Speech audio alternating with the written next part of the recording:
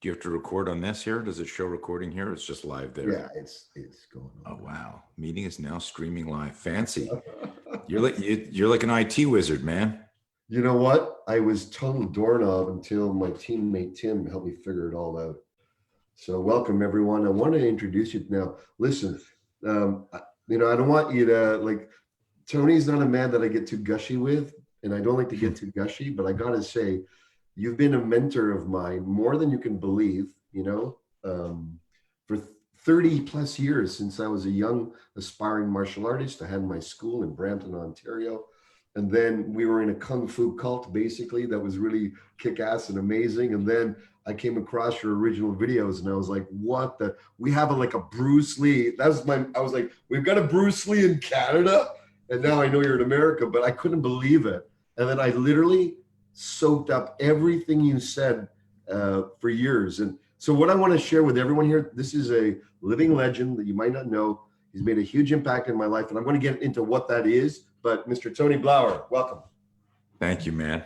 It's crazy. I turned 60 on Saturday.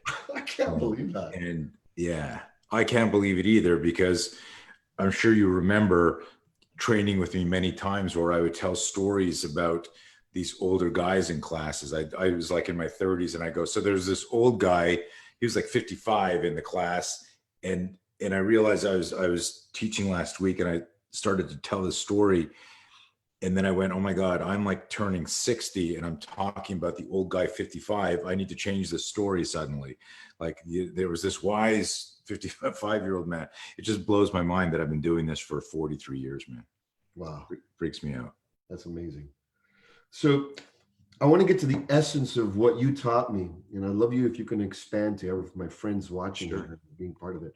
The essence for me, if I would say that, is weaponizing the startle flinch response and making, a whole art form and a way of actually like facing intensity and duress and training ourselves in how to be in intensity and duress. And instead of collapse, expand and be functional. So that has totally influenced my martial training because back then we were in the imaginary world that if we do this, this will happen. We had compliant, complicit, acquiescent students coming at us. Right. And we never had any type of reality-based training. Was unknown back then. It was too deadly. Whatever we did was too deadly to do Right. for real until I came across your work. So be kind enough to share about that, please. Yeah, it's if I can take your group back to the 80s, and let me go back a little bit further. Just it's kind of interesting, and it's almost. I mean, you've invited me into a private community, so your endorsement is okay. This guy must be legit, and I don't know how many people out there listening are interested in self-defense, into martial arts, or more in the mindset, transcendent journey, whatever. At the end of the day, it's all the same. Self-actualizing, who you become as a person, is intrinsically connected to your ability to see who you're supposed to be and protect that. And so that to me is the deeper spiritual essence of, well, what is self-defense? At a superficial level, it's like stopping a robber, stopping a home invasion, or, surviving that. But at the end of the day, we are attacked so much more by our thoughts, by our worries, by our concerns. And so like this transcendent metaphoric definition for what I discovered in my journey was a stimulus gets introduced too quickly. The body recoils from that stimulus. That's a primal position. Given time and space, we try to push away, but we're still defensive. But the only way to overcome this is to weaponize the startle flinch and move towards the threat as a metaphor. Interestingly, so back in the 80s, when you first heard about me, like I was hardcore. It was Fight Club before Fight Club. We used to get together once a month and beat the crap out of each other with, as living up in Canada, there was no high gear. The equipment that I designed, we would wear hockey gauntlets, Kyokushinkai helmet, or even a hockey helmet with a cage, Taekwondo chest guard, baseball shin guards. We dress up so we could protect ourselves. And then we go, let's see if this shit really works. And then we would do stuff, film it on, you remember VHS? Like, That's right. I'm sure there's people listening to here that are Googling quickly. What is VHS? I don't know the demographic of your audience, but what was interesting is I can look at, depending on who my audience is, whether I'm talking at a hospital, talking at a corporation, doing one-on-one, talking to cops, military, I can take this body of work and kind of redirect it into what they need to hear. What I look at now, I just did wrote something for our newsletter tonight, and I'm just talking about Dan Gable, one of the greatest wrestlers of all time. He said, if it's important, do it every day. And I realize that I have been thinking about where I am and what I'm doing every day since I'm 13. So I got jumped when I was 12. I'm sure you know the story lightly. I got jumped when I was 12 by a couple of teenagers from a local high school. And they beat me up. I wasn't hurt, but I went home and I said to my dad, I just got jumped by two guys. And he said, we got to learn martial arts. And it was 1972, turning 73. Bruce Lee was about to pass away that summer. And I didn't know no one who he was, other than I used to watch the Green Hornet, not realizing who Bruce Lee was. Interesting. Yeah. I was also a huge Robert Conrad, the original Wild Wild West. Oh yes, yeah. But I used to watch that stuff like it was like crack cocaine for me. I'd be like, there was something that fascinated me about being able to not fight, but to defend yourself. Yes. As a young kid, I felt like I had more fear than anyone else in the world. I was a smart kid. I was good in school. If I applied myself, and I was a really good athlete, but I was so afraid of how good I could be that it was like years before anyone talked about self-sabotage and stuff like that. I'd be worrying about everything. And I grew up on skis in Canada. You're either a skier or skater in Canada. I was a skier. My parents were both on the ski patrol. And I was considered, by the time I was 12, 13, like one of the best prodigy skiers. I mean, I would hear people whisper, if Tony keeps going like this, you think he'll go for the Olympic team? You think I was competing but I never finished a race. I would always catch a tip. I would always ski off the course. I was always trying too hard. And years later, when through my own introspection and developing my whole program, the whole No Fear program, and for people who, I don't know if you're going to release this as an audio, might be hearing it, we spell No Fear, KNOW. Those of you who are watching it can see my t-shirt. It's how do I get to no fear? Because this illusion of no fear just doesn't exist. Yes. Everyone has fear in life. And like I know guys, my main business is training military and law enforcement, as you know. Yeah. So I know guys who have been in gunfights, been in death matches, been shot, been stabbed. If you and I heard gunfire, even though we're both martial artists, we'd flinch and turn and duck and look for, where these guys would move towards the gunfire. But I've met so many of them that were my favorite story when I'm dealing with like these like tier 1 tactical like wizards is I'd finish a block in my class and I go, guys, anyone have any questions? Nothing. Okay, great. Let's take a 10-minute break. And I'd go over, I'd be getting the next presentation ready. And I look up and there's like some guy, scar on his face, big like this. Goes, hey, Mr. Blauer, I got a question. Okay, yeah, what is it? He goes, so, and he starts to ask me something deep about what we just talked about. I go, but I just asked if there's any question. I didn't want to talk in front of the group.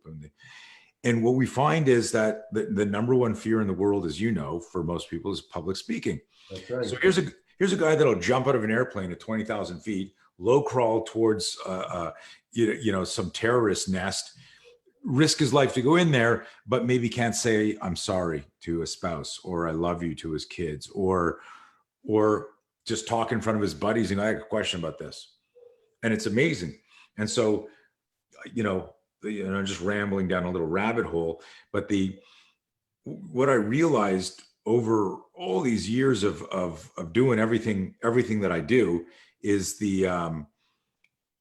is that everything was intrinsically connected to our relationship with fear. So going back to me as a skier, Yes.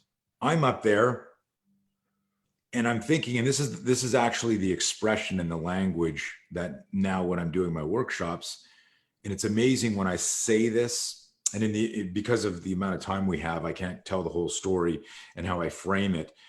But when I do that, you can actually see 90% of the room kind of like you see a body language shift, like, oh my God, like that means something to me. And what I mean by that is I realized that I was really good at skiing. I love skiing. I was a good athlete. I wanted to win. Like we all want to win in life. Nobody starts something, goes, like, I really hope I suck at this, and I hope I quit, and I hope I fail. Right. And I remember thinking, if I'm so good, why am I so scared? Yes.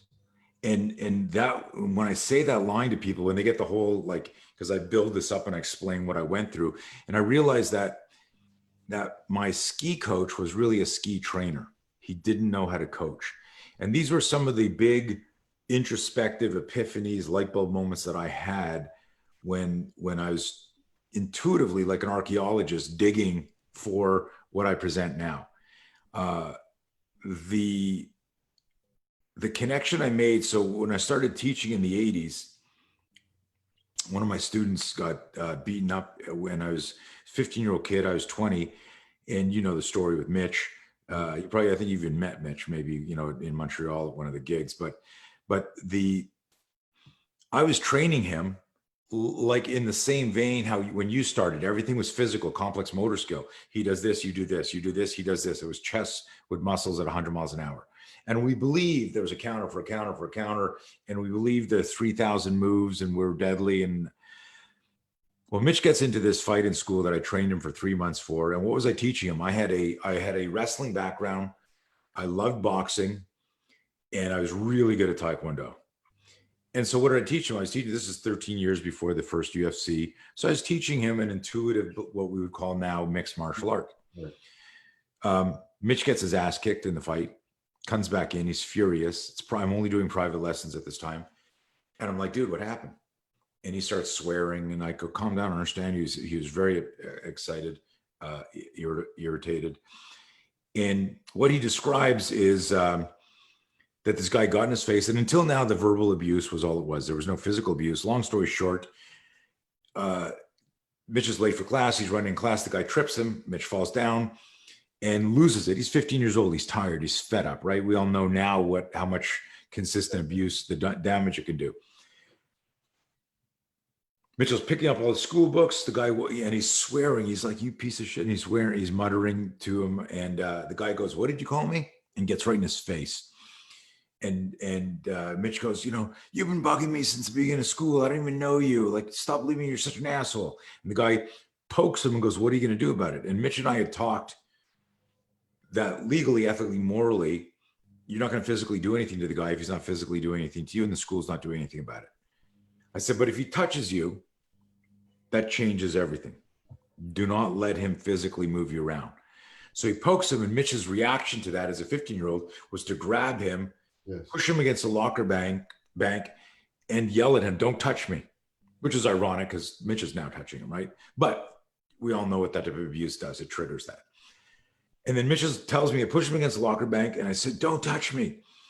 And he stops telling the story. And I'm in his room, and I'm going, and then what happened? He goes, and then he dropped me with a left hook.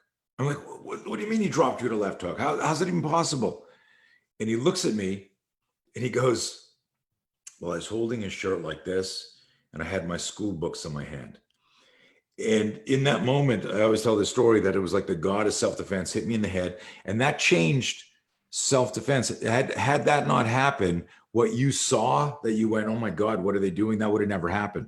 I'd have still just been teaching some version of Bruce Lee's Jeet Kune Do and some boxing and some but that moment, and a lot of it was also a product of my personality of being afraid and not performing.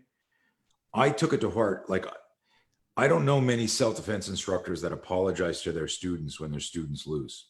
And that was the first thing that came out of my mouth. My instinct right then was, man, I am so sorry. And he's like, what are you sorry for? Like, I let you down. I go, no, I I thought it had was that same experience when I saw your videos and I was teaching self-defense. And I was going, what the fuck was I teaching? Like, I can't believe it. right. I thought it would work, but then proven underneath, you know, in your trainings, in your videos, you take people and you have a very exact, safe, step-by-step process where a civilian, someone in military, law enforcement can take on and learn in a safe, exact, step-by-step way to embody these reflexive skills. Like, Right. you have a very unique way of imprinting that rapidly. I have to share it with everyone, you know? Yeah, well, this is the whole thing. So what that fight with Mitch spawned was this whole ballistic microfight, a short explosive confrontation where we reverse engineered a whole science. This is what the role player can do. These are the bad guys' motives. These are the good guys. And then we created conditions for these short explosive incidents where you could evaluate aerobic capacity, agility, speed, timing. What emerged out of that, unbeknownst to all of that, the serendipity of it was everyone started flinching. So I would have, when we would just do these force on force scenarios, and we'd have a boxer, a street fighter, a judo guy, a taekwondo guy, people would come in, they'd hear like once a month, Blauer's getting together, we're putting on equipment and beating the shit out of each other. Let's do it. But I didn't just let people spar. Yes. I said, you'd come in, you're over at a bar, pretend you're at a bar, one or two guys are going to come over to you, and there's got to be some sort of, I always built, there's got to be a moral and ethical effort to diffuse, to take the fuse out, to de-escalate. And then the attacks can't be martial. They got to be, if you were a drunk, it had to be a drunk, you know, you fucker, you know, throwing a shitty punch. If I said you're mugging the guy, you had to push the guy against the wall and pin him there and put your hand in his pocket. You know, muggers don't do jump back kicks, you know, in the spinning hook kick. Like, so what I did is I created an intelligent way where it was Socratic, where I'd say, Sat, would you do this if you were a mugger? No. Well, what would you do? And so everyone like knew what the rules of engagement were. Yes. But then we put the gear on. We said, we're actually going to go real speed, careful in the power, but boom, like real speed. And if it hits you, there's going to be penalty. You're going to feel it, but we're not trying to like stomp ahead, right? I mean, we were nailing each other because you can't control that. But it wasn't I always put this as a disclaimer that if like someone fell to the ground and you shin kicked him in the face, it was a speed kick. You'd back off when you hit the helmet. You wouldn't try and, you know, kick a field goal at his head. And, but what was amazing, I started to notice this, and this is what actually led to the development of the world's only self-defense program based on physiology, physics, and psychology. Right. That regardless of who was participating, male or female, didn't matter gender, experience or inexperience, didn't matter whether someone was a black belt or it was they were just their first time trying it, that I noticed two things, and these are huge. One is that everybody flinched at the outset. So you're talking, you're going, hey man, I can't help you, got no money. And then the guy grabs, whether it's two-hand lapel grab or a bitch slap or a punch, that everybody, regardless of black belt martial art, the hands came up to protect the head, push away danger. Now, what's fascinating as a martial scientist is the boxer would go, oh shit, like this. Then he'd grab the guy and start firing uppercuts, right? Yeah. The Taekwondo guy would flinch, push the guy away, try and get up and jam a side kick out, right? Or flick a round kick out. The wrestler would cover his head and then continue going under. What I noticed, it was startle, flinch, and then the unconscious bias of the neural system that had been imprinted by their training. Yeah. There's no such thing as muscle memory. I'm not going to get into the neuroscience now, but muscles literally don't have memory. But your neurotransmitters, you know, all movement is mental. So if you do something a certain way, you're wiring your body to move a certain way. So if I go like this to a boxer, he might step inside and throw a punch, or he slips back and fires an overhand right. If I go like this to a Taekwondo guy, he leans back, he round kicks me. If I go like this to an MMA guy, he's going to shoot under and double leg me. This isn't muscle memory. It's a relationship between their optic nerve and their situational awareness and the neurotransmitters, and how the myelinization of that neurotransmitter from doing rep after rep after rep. Yes. That's where we say to people, be careful what you practice. You might get really good at the wrong thing. Because if your focus is personal safety for you and your family, and you're always practicing kicking someone in the head, and then one day, you're at the beach with your family and some guy standing over you starts to fight you, you don't know anything about ground fighting, you're lost, right? You go immediately into some like fear loop. Silly example, but I just want to let people know that depending on what your focus is in anything in life, you can create a predisposition to just look there, and then that's your confirmation bias and cognitive dissonance and all that dance. In self-defense, that could be obviously fatal. So I noticed that one thing that was huge. That gave birth to the SPEAR system, which is the acronym, super cool acronym: spontaneous protection, enabling accelerated response. Spontaneous protection is the startle flinch. Learning how to weaponize the flinch is the accelerated response, because we created Pavlovian-esque drills so that if I flinched like this, it immediately loaded an elbow here. It immediately loaded a rake here. It immediately loaded the tactical forearm. So depending on what I saw as open or available as a target, I would launch from there. It's very powerful. And then as we learn more, we realize, oh my God, this is literally the human weapon system. This is how cavemen fought years ago. They didn't like get in the Karate Kid stance. There was no caveman karate studio, right? And so long story short, the SPEAR system evolved out of that, but something more important came out of that study. And I didn't realize it till years later. And that was everybody that I watched, male, female, experienced, inexperienced, street fighter, martial artist, cop, didn't matter what their background was. When the stimulus was introduced too quickly, everyone flinched. And some of the people, when they were overwhelmed, quit, right? So even though it was a scenario training, they'd be like this, and I'm going, hey man, I'm in trouble. Gling, guy gets hit with a quick sucker punch. He covers up, and now they're, two guys are on him, and he goes down to the ground, and it's like, okay, he taps out. And then there'd be like some 120-pound female with no experience, screaming, jumping on people and clawing, and you're going, holy shit. And you have to pull her off. Okay, scenario's over. Good job. And I didn't notice this until years later. And I've now created what I think is a very potent expression to summarize it. The people who manage their fear manage to fight. Yes. The people who manage their fear manage to fight.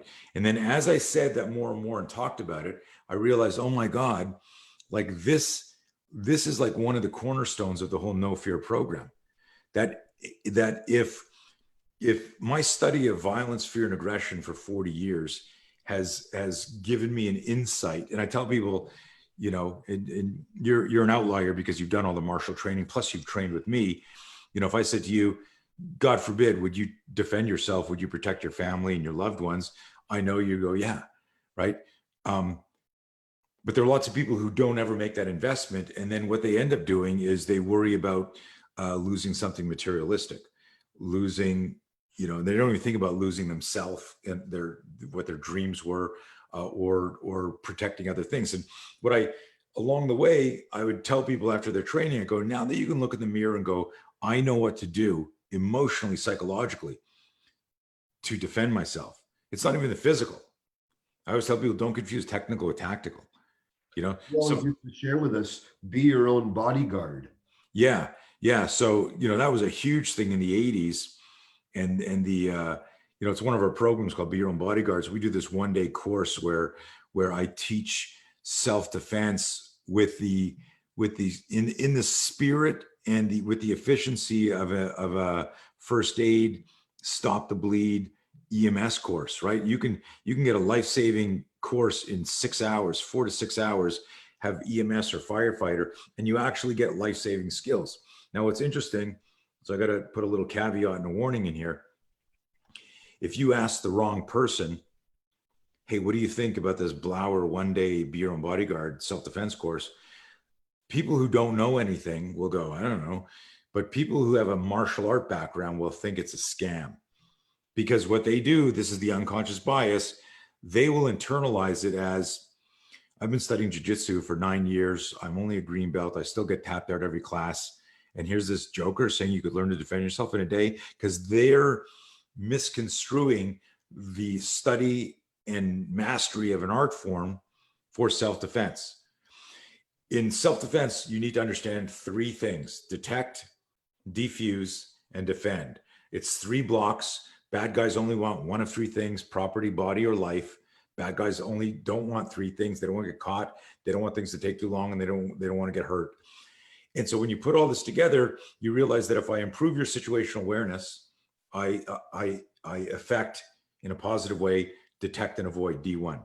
If I teach you the science and psychology of de-escalation using what we call choice speech, natural language, there are things you're already good at with regard to diffusing and redirecting. And we show you how you use it in daily life. And now we adapt it for self-defense. And then if push comes to shove and you need to protect yourself, we show you a simple core to extremity explosiveness, which is born out of the protect the head, push away danger, and then this explosive core to extremity movement, which is the spear system, the oldest fighting movement. And also, if you, without getting too much into the detail of the biomechanics and kinetic chain, this movement of smashing somebody, of weaponizing the flinch, if I put my hands up to protect myself, and then smashing my hands or my forearms into you, turning you into a human Pez dispenser at the right time. If you look at Olympic lifting and you look at the clean and jerk, the most explosive, powerful Olympic lift, this motion is the clean and jerk of self-defense that I can teach somebody literally in 15 minutes. Absolutely. I've taught this to many people of all ages, sizes, all dimensions, you name it. And it's because it's so instinctive. You can learn it like this. Instinctive in the shortest period of time. It's almost like it's built in, and then it takes some awareness, and then you go through the process. Not almost. It is built in, right? Yeah. Because what we're doing is one of our catch lines back in the day was behaviorally inspired, genetically wired. Behaviorally inspired. I look at behavior, and then I go, well, what is that? I mean, in the 80s, when I was figuring out, like when I started to do it, it was accidental. I'd be like, what is this flinch stuff? Like, I'm a really good martial artist. And this guy's one of my assistants, we were doing these isolation drills. We call it the sucker punch drill. And he'd get too close and my hands would come up, where I was actually trying to do, Karate Kid wasn't back then, but just to make the humorous reference, I was actually trying to wax on, wax off, right? I'm the instructor. He throws a shot. I should be able to parry that, block it, slip it. And I wasn't. At certain ranges, at certain distances, I'd have to rely on, and I realized my startle flinch is actually covering down when my cognitive situational awareness has been compromised. Very deep. A rabbit hole we probably shouldn't go down.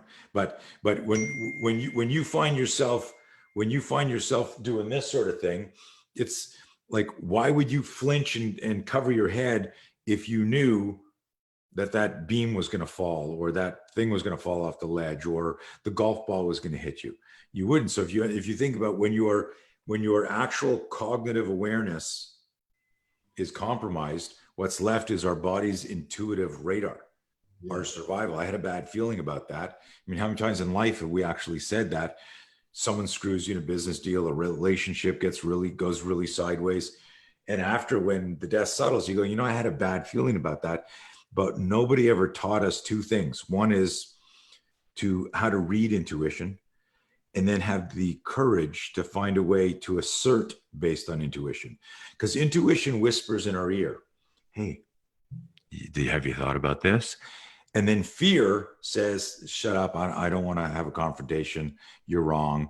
I'm good. And it's that fear of speaking. It's that fear of maybe finding out this is true if it's a relationship thing. It's an interesting thing. But that whole line that I told you about 15 minutes ago, the people who manage their fear manage to fight. If fight is not just a metaphor, but a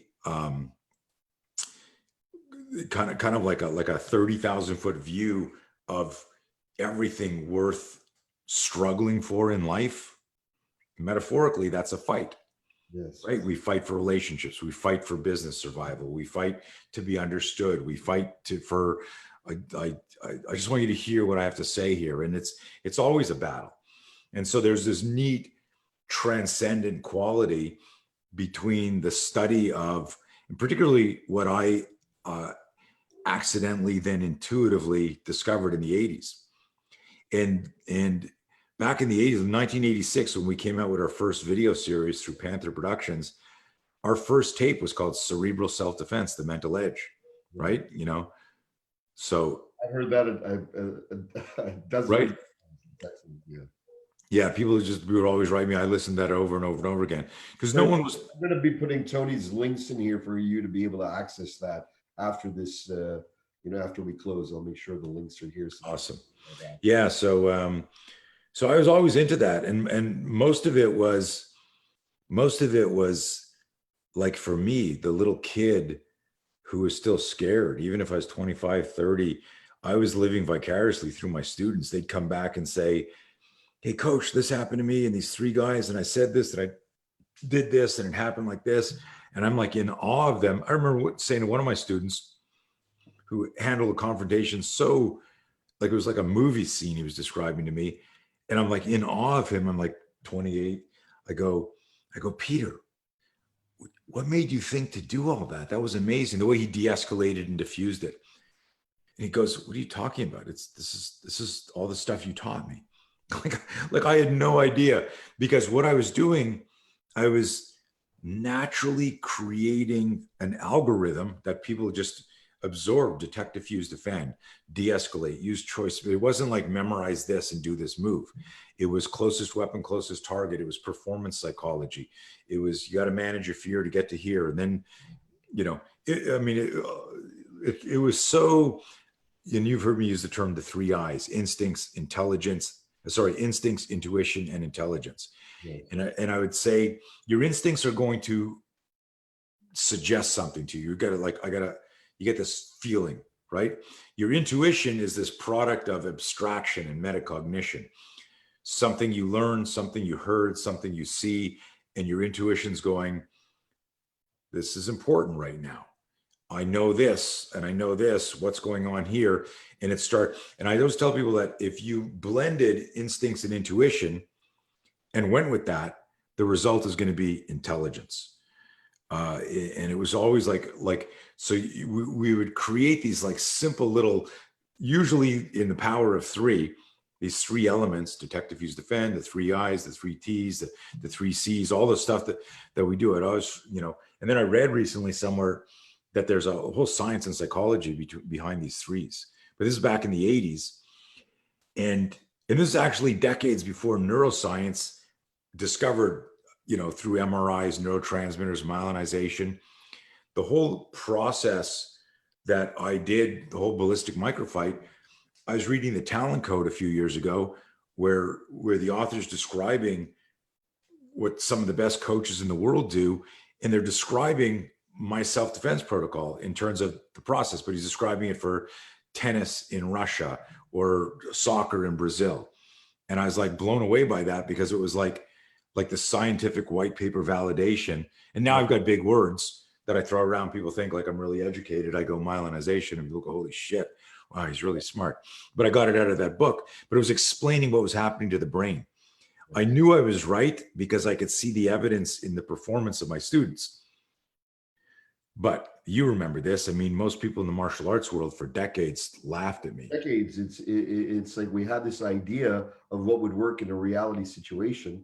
And then when we were thrown in your training, we realized, oh my goodness, it's the startled flinch that happens to all of us. 10 years, 20 years, 30 years in training. In the first initial intensity of the moment, you go into those primal responses. It's built in. Our body does that to survive. Right. Have you heard my airbag metaphor? Can you share? So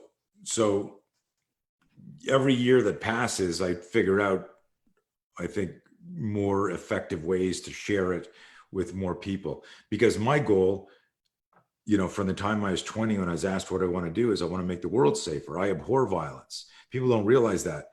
I get lots of friends in military law enforcement. They'll send me dashboard video or surveillance video of violent stuff. I never watch it. They don't realize that. They just think because I'm a combatives instructor that I look at all this, I consume it like they do.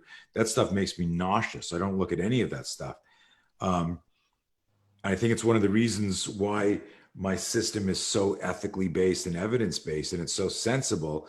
It's because violence disgusts me. I abhor it, and that makes me look at it from like a very not just pragmatic perspective, but emotional place. And then I look at trained people failing to do the stuff they were taught, and I go, well, evidence that they had a fear spike that opened up the fear loop. They don't understand how to get to know fear in the moment. They didn't incorporate it in any scenario-based training. And now what's happened is their reactive brain has hijacked executive function. Executive function as well. If he does this, I'll do that. Executive function is a big fancy way for when you and I, before we discovered what I was doing, just thought, well, it's just wax on, wax off. If he throws a punch, I'll parry it here. I'll trap the arm here. I'll back fist the guy here. It's just going to be tic-tac-toe. That's the executive function. We memorized a formula, not realizing that when a stimulus gets introduced too quickly, your survival system has countermeasures that you hadn't even thought about. So what we've done really is figured out a way to get your cognitive brain and your reptilian brain to work harmoniously together during sudden violence. The objective is to weather the ambush, get back into a tactical protective posture, then threat discriminate, big fancy word for it. How much danger am I really in here? I don't want to overreact. I don't want to underreact. And force must parallel danger in the legal world, and also in the moral ethical world. When you're lying in bed after an incident, you know whether you did the right thing or not, right? And so this is, again, very important in terms of I consider everything we do has to be ethically based as well. But where I was going with this is that when an attack happens and those hands come up to protect your head, it occurred to me a couple of years ago that our startle flinch is the equivalent of a biological airbag. Yes. Right? And so an airbag in a car, we clearly know the genius that installed that and figured that out. The airbag in a car saves lives. If we removed every airbag from every car tonight, right, fatalities would go up because of accidents. Airbags save lives. But you don't need to think about deploying an airbag. It happens like the autonomic system. It just deploys on impact. In self-defense, your startle flinch deploys like an airbag, and it's designed to cover your head and then push away danger, expand towards the threat. So it's a beautiful metaphor. And I explain, and some people still have their arms crossed, no, my jiu-jitsu, my taekwondo, my boxing, my Krav Maga, and I go, listen, in this metaphor, the car is your body, your physique, your fitness, all of those attributes. The driver is the best proponent of the art that you swear by. And they're all lined up, like getting ready for a drag race that's going to turn into demolition derby. And they're all lined up. And we got one car here, the best, who your favorite jiu-jitsu guy is. And he's revving his engine. And beside him is a boxer. Beside him is a street fighter. And car over here is a sambo. Every martial art that you can name. And they're getting ready to do this illegal drag race and then turn it into demolition derby. We're going to smash into each other. And they're out on a deserted road and they're getting ready to go. And all of a sudden, an 18-wheel truck comes over a hill and he's texting. He's not paying attention. And he blows the light and he drives right into all of these cars. At the moment of impact, everyone listening to this, visualize this. Jiu-jitsu guy, hand on his wheels. Boxer, hand on the wheels. Thai boxer here. All of a sudden, we hear this truck. We all look up. I'm in the cars too. We look up and we realize we're all about to get hit by an 18-wheeler doing 70 on a country highway and just ran through a four-way intersection.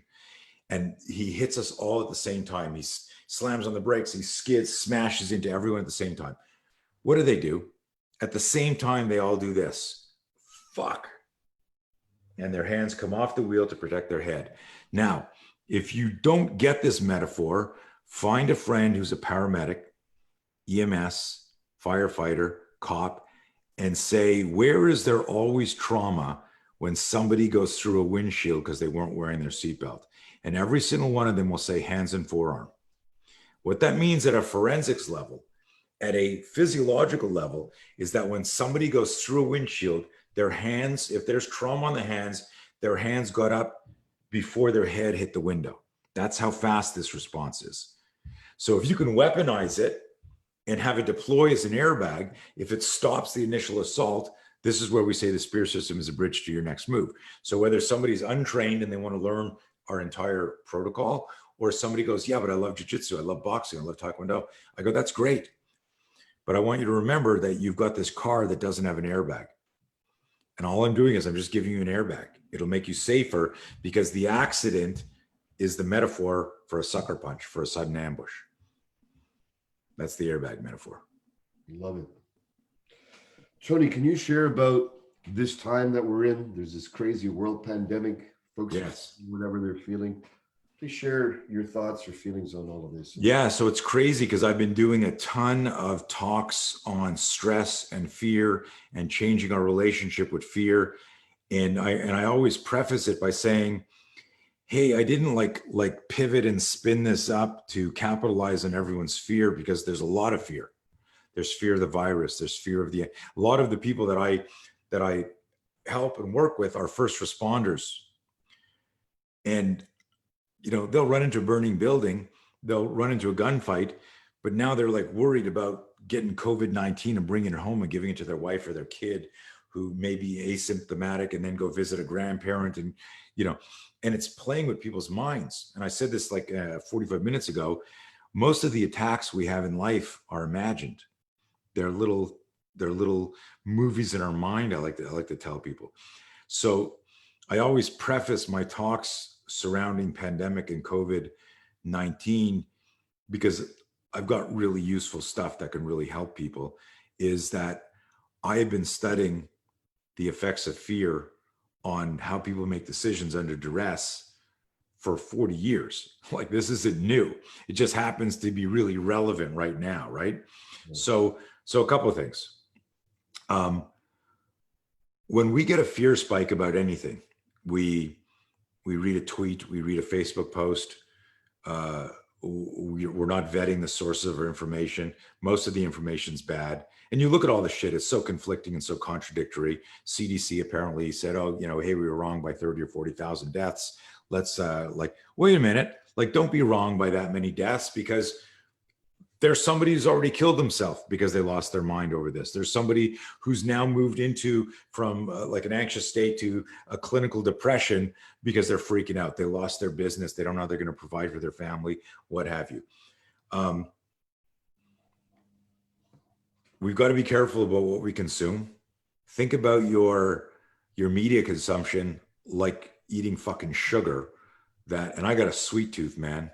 It was my birthday on Saturday, and my son came over with some sugar, awesome truffle stuff, and my wife made 2 cakes, and I was like, but you've got to. It was my birthday, so I cheated. But here's the thing: if you think about what you're consuming as poison to your system, to your mind, then you go, okay, I'm going to turn on Twitter for 15 minutes, and I'm going to just mildly poison myself, right? Enough not to take me over here where now it's toxic and I'm done. And you got to think about it. You smiled when I said that, and hopefully a bunch of you listening to this smile, because when there's an expression so most of the time when I do a workshop for a company or for a group, if usually pre-pandemic, it's like I'm there with them for a half day or a full day. I do my presentation, we do exercises, we do workshop, we communicate on stuff. So when I do this really quick, like here, on a podcast, I'm sprinkling magic dust, trying to give you an idea that'll stick with you and make it actionable. But I tell people, when you waste your time on nonsense that you can't change. Did you hear what the governor of this and that said? Can't change. It got nothing to. It's the equivalent of mugging yourself. Because time is something you can't get back. So if I look at it, I go, let's say I'm on Twitter for half an hour, Instagram for an hour, Facebook for an hour, And then I look at my list of things I wanted to do today and I go, I'm too tired to do that. I mug myself for 3 hours. So the stuff that I can tell everyone with respect to changing a relationship with fear is real. The virus is real. The risk is real. The danger is real. But my work week and my month shifted. You talk about this, all of my revenue was live in-person training. Our courses, when we do something for a government agency, run between 10 and 20 and $30,000 each. We canceled 15 of them in March and April. For a boutique company, that's not sustainable. Yeah. For day one, man, I was like, this is okay, it's fine. They'll turn the world back on in a day or two. And then it was like, okay, this is going to last for a week. Okay, this is going to last for a month. And then you got guys coming on there going, this is going to be a year. And I realized in the first week, I went, holy shit, I could lose everything that I built, everything. And I went right into the fear loop. I had a big fear spike. But I know what's happening. And this is the message for all of you. The fear spike triggers a moment of doubt. Doubt becomes hesitation. Hesitation is now I'm procrastinating. I'm not doing stuff. The longer I procrastinate, the more this fear loop, this vortex in your mind starts to spin up stuff. The other night I'm sitting with my wife, Jessie. I go, sweetheart, how's your day? She says, okay. She says, I think I'm good, but then sometimes I'm not. I go, what do you mean? She goes, well, I think about like, if this goes on, are we going to be okay? And I go, well, it's a fair question. Like what? She goes like, can I sustain this? Can I like we're not locked down. We can get out. We can go for a walk. We have food, but I keep thinking like in 6 months from now, and I went, stop. I have 48 hours that we can discuss what I'm going to do today, then tonight, what I didn't get done and what I want to do tomorrow. Because tomorrow I might open the news and they go, you're not even allowed out of your house. Or I could open the news and they go, guess what? We were really wrong about all the information, and just be smart. If you're sick, stay home and keep elderly protected. Like I said, why are you, and this is how I explain it. I use the acronym, and you've heard me say it before, false expectations appearing real. False expectations appearing real. False expectation, it's when I'm visualizing a future event that's immobilizing me in the present. I'm visualizing there's a movie going on in my mind where I've lost everything. I'm on the street. I'm miserable. I'm in jail, whatever I'm visualizing. And it's so disturbing that it's giving me anxiety right now that I can't even get up and do my shit. I'm now snapping at my kids, or I'm lying in bed. I can't get out of bed, or I'm drinking or doing drugs or whatever it is, because I'm trying to escape that. So I tell people this is a movie that you created because you consumed an idea that hasn't yet been proven. If I say to you, you got to fight this guy. You've heard this in all your courses, right? And I go, this is him. And you look over and there's a guy there. He's standing, he's looking like this, and he's got a cauliflower ear, busted nose, scars on his face. He's bigger than you. And I go, what are you thinking? Well, when I give this example in a class, most people like, go, honestly, what are you thinking? Look at that guy. They go like, why does he want to fight me? I go, well, you scared? Well, look at him. I go, what if I showed you a video of him getting his ass kicked 10 times in a row because he doesn't know how to fight? The reason his face is a mess is because he has no defense. He's just an asshole who picks fights and gets beaten up. Look, here's a 7-year-old kid beating him up, and I show a video. When I start doing that, people laugh. I go, you looked at his external features and you imbued him with skills he hasn't proven. That's the same thing as the movie in your mind. You've given life to this movie. So I tell people, this is your fear factory. Like, this is your studio in your mind. And guess what? You're the director, you're the producer, you're the screenwriter, and you're the casting director, and you cast yourself as victim number one in a fucking horror movie. Instead of going, wait a minute, let's turn this into an action movie, and I'm going to be the hero of my story. And the hero in every movie gets his ass kicked in the beginning. So I did that literally. So this is the program that people pay me to teach them, right? To think this way. And here I am when I literally was sitting in my house and I went, I could fucking lose everything. And I'm looking around my house and I'm looking at my family, but I'm walking like this. Had my wife said, "Hey, what are you thinking about right now?" I'd have lied to her. I wouldn't have told her, "This is what I'm thinking." I said, I'm going for a walk," which is what I did. I went for a walk because I said I had to shake the image out of my head and go, dude, this is why this program, the No Fear program, works. Because I need to get to know this fear. I need, right now, if I said run across the street really quick, put this blindfold on, you wouldn't do it. You go, well, no, a car could run me over, a truck could run me over. Fear keeps you alive when you look at it in the right light. Yeah. What no one ever taught us as kids is how to always look at fear in the right light. We had an adaptation. There's a time where we don't remember it, you and I don't remember it, where we went to walk across the street and your father, your mother, your guardian grabbed you by your shirt and went, "Are you crazy? You didn't even look. That car could have hit you." We don't remember that, and that we were scared for a couple of days and then looking like this, right? Think about, like, look at a nervous kid and you're going, "Come on, it's okay. Wait a minute, wait." And they're doing that. Like my kids, I walk, let's go, let's go. And they're like, "Dad, is it safe?" But now they're like me, they've adapted. So the message here is you got to change your relationship with fear. And how you do that is you decide that fear is a fuel. And going back to my car metaphor, is your body is the car. Your mind is the map. It's your GPS. It's where you want to go. And you need fuel. And what we're talking about, of course, when we're talking about using fear as a fuel, are situations outside our comfort zone, like the pandemic. Yes. I need to lead myself so I can lead my family, so I can lead my team, so I can lead my community. And what I did is I went for a walk. I said, "You're in the fear loop. You're scared. You need to be scared. But if you don't do anything with this fear, doubt becomes hesitation. Hesitation becomes fixation. Fixation becomes non-clinical anxiety. And now I'm sitting there waiting for a government bailout and I'm not fucking working. If that comes, that's like backup, the cavalry rushing in." Wow. Thank you so much. Wow, this has been extraordinary, Tony. Thank you. Heavy shit. So listen, everyone has fear. Yeah. And the most courageous people that you know had fear before they were courageous. I always tell people you can't be brave if you're not afraid. If someone doesn't have fear, then they do something. They're not brave. They're just doing something. With someone, when you go, that was really brave of you to do, whether it was a speech, whether it was a fight, whether it was, rebuilding your family, whatever it is, that person intuitively or intelligently or both figured out a way to use fear as fuel. And if you remember that line, or the two lines, the people who manage their fear manage to fight, and that you can't be brave if you're not afraid, you're beginning to change your relationship with fear.